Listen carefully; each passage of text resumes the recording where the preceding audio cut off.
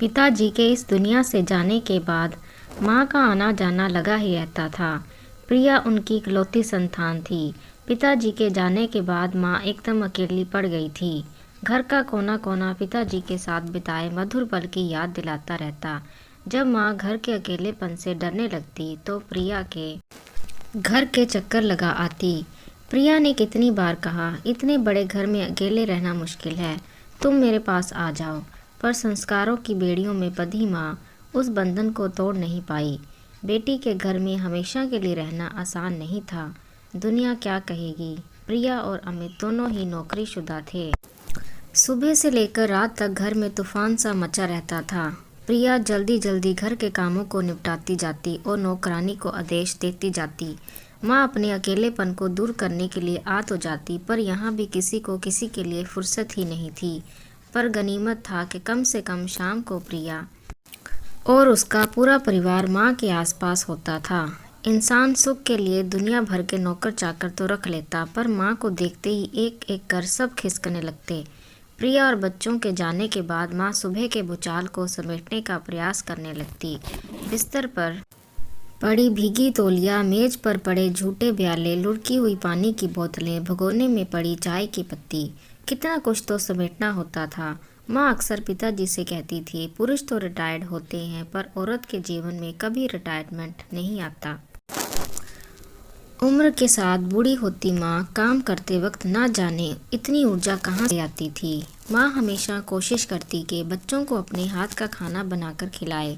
बच्चे भी नानी को देखकर फरमाइश कार्यक्रम शुरू कर देते। सुबह की निकली प्रिया का चेहरा थकान से उतर जाता था। कभी कभी तो वह माँ की गोदी में सर रखकर लेट जाती। प्रिया अक्सर खाना ऑनलाइन ऑर्डर कर देती, कभी पिज़्ज़ा तो कभी दाल मखनी। रोटियां घर आते आते ऐसी कड़क हो जाती कि दांत भी जवाब दे जाते।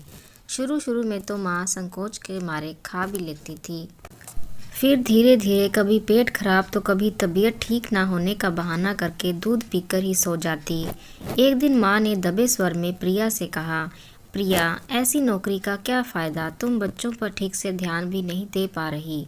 प्रिया ने तड़प कर कहा था, माँ, आपके ज़माने की बात दूसरी थी। आज के ज़माने में जीने के लिए दोनों को कमाना पड़ता है।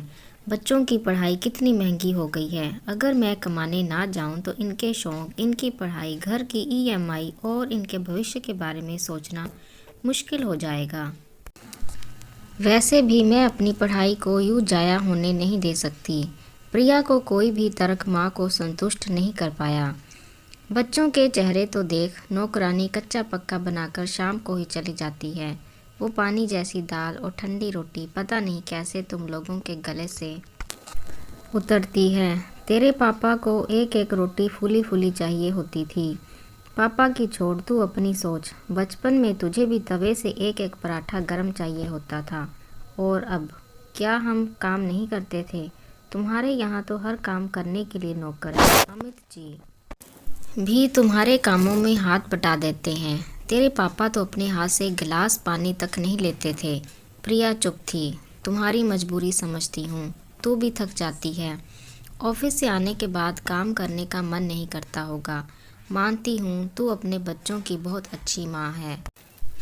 ये सब कुछ तू उन सब के लिए ही कर रही है, पर मैं ये सोच सोच कर हैरान हूँ कि खाना खाने से पहले ही इंसान अपना पेट नाप कर कैसे बता सकता है कि कौन कितना खाएगा।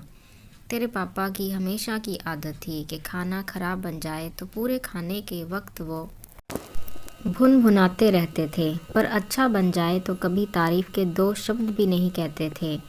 पर मुझे हमेशा पता चल जाता था कि खाना अच्छा बना है और तेरे पापा को पसंद भी आया है। जानती हो कैसे? कैसे? तेरे पापा हमेशा 3 रोटी ही खाते थे, पर सब्जी अच्छी बन जाए तो 4 रोटी तक खा लेते थे। और मुझे उनके बिना कहे ही पता चल जाता कि सब्जी अच्छी बनी है। ना जाने कितनी बार 4 लोइयों को जोड़कर मैंने तेरे पापा को 3 रोटियां बनाकर खिलाई हैं। प्रिया आश्चर्य से माँ को देख रही थी। तुझे याद है जब तू छोटी थी और मैं तुझे अपने हाथों से खाना खिलाती थी, तू अक्सर मुझसे पूछती थी, माँ मेरी 2 रोटी हो गई, और मैं तुझसे झूठ बोल देती, अभी कहाँ, अभी तो 1 ही रोटी हुई है। और मैं चुपके से 3 रोटियां खिला देती। तू अक्सर पेट भरने का बहाना करके खाने से उठने लगती। तब मैं बाबा, दादी, चाचा, नाना का कोर कह कहकर पूरी थाली खत्म कर देती। जानती थी अपने पति और बेटी से झूठ बोल रही हूँ, पर इस बात की संतुष्टि थी कि मेरा परिवार पेट भर खाना खा रहा है। मानती हूँ हमारे ज़माने में खाने की इतनी वैराइटीज़ नहीं थी, ना ही ऑनलाइन खाने जैसी सुविधा, पर हम दाल, रोटी, सब्जी खाकर भी खुश थे। एक बार सोच कर देख, अपने बच्चों के महंगे बाजारू भोजन को खिलाकर तेरा मातृत्व संतुष्ट होता है? तुमने कभी सोचा तुम्हारे बच्चे तेरे ममता भरे आंचल के लिए तरस रहे हैं? प्रिया माँ के चेहरे पर उन सवालों के जवाब ढूंढ रही थी, एक ऐसा सवाल जिसका जवाब किसी के पास नहीं था। माँ उसे उन सवालों के साथ छोड़कर उसकी पसंद के भरवा करेले बनाने चल दी।